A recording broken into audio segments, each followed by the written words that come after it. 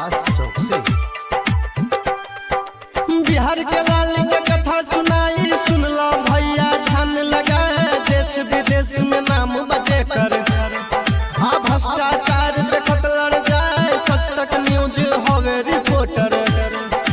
जहाँ जहाँ जाए भाई मुहवा दे कहल मचाई, केहुओ से नहीं डरेला दसरे खातिर क के लड़ाई।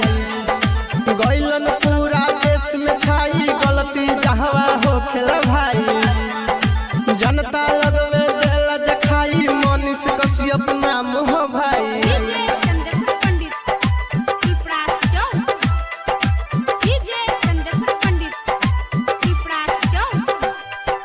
जहिया से आइले भाई युवा लोग के भइल भलाई, नेता लोग के केबिन में जाई, सच सच बतिया पहले भाई सब कर देले गरमी छोड़ाई। जहाँ कहीं भी होला घटना दिल्ली मुंबई चाहे पटना, भैया हो स्पोर्ट पे जाई देखलन जाके न्यूज बनाई। बॉलीवुड चाहे हॉलीवुड के एक्टर लोग के कके लाई, मनीष कश्यप नाम हो भाई बंद कर देले सबके हवाई।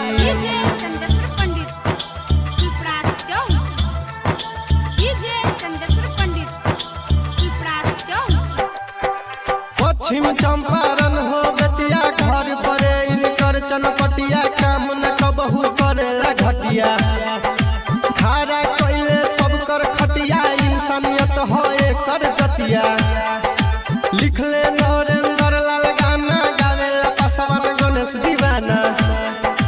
फाइन भइल बा सारा जवाना, देखी के लगवा न्यूज रोजाना।